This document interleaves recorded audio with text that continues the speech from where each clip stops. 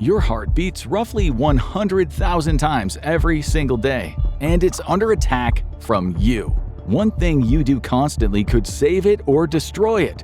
I'm Josh, and on this episode of the Infographic Show, we'll reveal what walking really does to your heart, according to cardiologists. This is Chad, a regular American guy, happily married father of two, manager of a local hotel. He even got Employee of the Month. To everyone else, he's the picture of stability. No dad bod, no obvious red flags, but inside of his chest, a countdown has been running. All it took was a 15-minute argument over a breakfast bill to pull the pin. Now Chad has become more than a person, he's a data point. He's one of the 805,000 Americans who suffer a heart attack each year. 75% of them are first-time victims. Up to 20% of those are silent, which means the people don't even notice it. But the damage is done. What's actually going on in Chad's body? A minor heart attack. Luckily, the permanent damage to his heart muscle is minimal, but full workup reveals serious blockages in some arteries. Not enough for surgery, but still worrying. His heart was essentially a ticking time bomb, and it went off. So how can Chad get back on the road to good health? After a few tense days in the hospital, Chad finally gets the green light to go home, but it comes with a list of rules and advice. Blood pressure meds, regular checkups, a diet that says, goodbye Big Mac and ribs. But there is one thing that breaks him out in cold sweats: exercise. Chad isn't overweight, but he is comfortably sedentary. Long hours at his desk, Sundays on the couch watching football.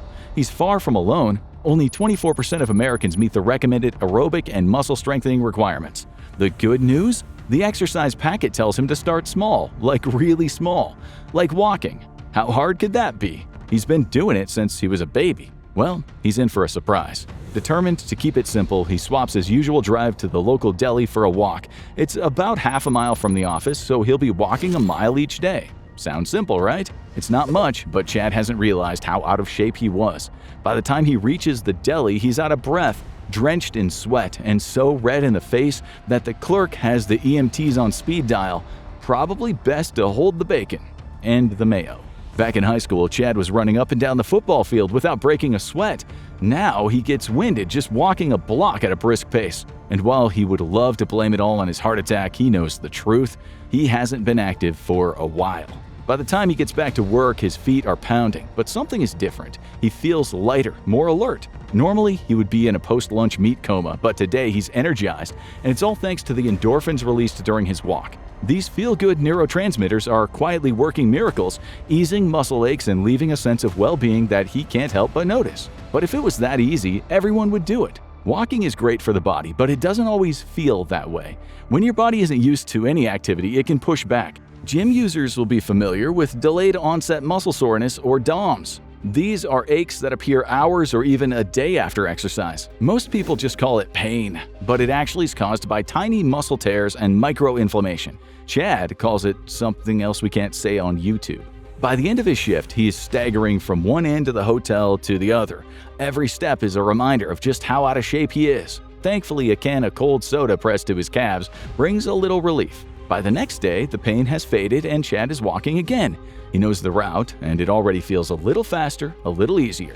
There's something freeing about it too. No traffic jams, no slow drivers, just him moving at his own pace, in control of his own day. For the first time, he starts to believe he can do this every single day. It typically takes a few weeks of walking to really boost endurance and cardiorespiratory fitness, but there's already a difference happening. The mental boost is immediate.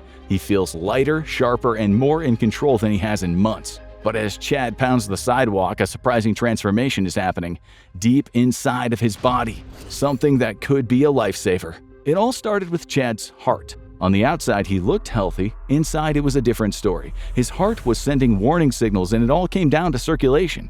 With every step, his blood slowly learns to pump more efficiently. Poor circulation can lead to fatal diseases like atherosclerosis, where arteries become clogged with thick, fatty plaque. This blockage restricts blood flow, making sufferers far more vulnerable to heart attacks and strokes. Walking may seem simple, but for Chad, it is slowly rewriting his heart's story.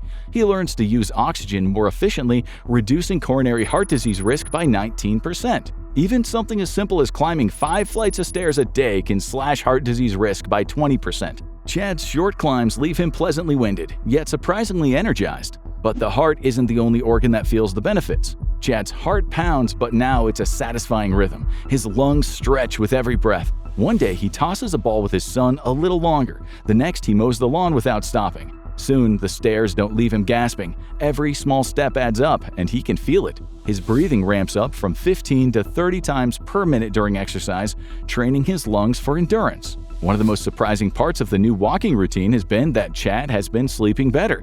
He still feels tired after a walk, but it's a good kind of tired. He used to spend the first part of the night tossing and turning, his mind racing. But the last few nights, he's been asleep in just minutes after his head hit the pillow. Studies show walking correlates with reduced insomnia in older adults. Chad falls asleep within minutes, resting deeply for the first time in months. And as Chad sleeps, his body doesn't rest. Inside, unexpected transformations keep happening, completely out of sight. And remember, walking adds steps to your day. Hitting like, share, and subscribe adds momentum to the channel, so why not do both? 1 month into his new walking routine, Chad is noticing real changes. His legs don't feel tired anymore. But that's not the only improvement. His arms feel stronger. It doesn't make sense. It's his legs doing most of the work. His doctor explains that swinging his arms with every step gives them a little workout too. But could it be doing more than making him stronger? Could it be making him younger? As Chad swings his legs out of bed, he notices the familiar creaks aren't as sharp. His knees feel looser. His daily snap, crackle, pop is fading, making getting up feel like a little victory. Walking is giving his joints a direct boost. Joint cartilage doesn't have its own blood supply. It relies on movement to get the nutrients it needs. Every step compresses and releases his joints, helping synovial fluid flow in and deliver oxygen and nourishment. By the morning, his knees aren't crying out anymore. They feel smoother, looser, like old hinges oiled after years of squeaking. Of course, there is one number most people are really curious about. 3 weeks in, Chad steps on the scale with a mix of curiosity and disbelief. 7 pounds gone, and his jeans are already looser. Even though he wasn't among the 42% of American adults classed as obese, he was definitely packing some excess fat. Walking has quietly burned calories, and he can feel it. A 30-minute walk can burn as much as 150 calories, though it depends on your weight and speed. Walking taps into fat for energy, and those extra calories, they're burned off step by step. But some of the most promising effects aren't visible at all. Walking might be supercharging the body. When cold and flu season hits, Chad used to feel every symptom. This time, it's mild. His body's able to bounce back fast. Regular exercise can cut the risk of community-acquired infections by 31%. When a cold sweeps through his house, Chad barely notices. Daily walks give your body's defense systems a boost. They essentially put the whole body through a gentle workout, helping it adapt to healthy stress levels. This allows the immune system to stay at its peak. This was especially important in 2020 and beyond, where people who stayed active were more likely to have no symptoms or only mild ones. Regular exercise also cut the risk of pandemic-related death by 37%. Today, regular exercise has been shown to offer similar effects against cold and flu viruses. But could walking protect you from injury?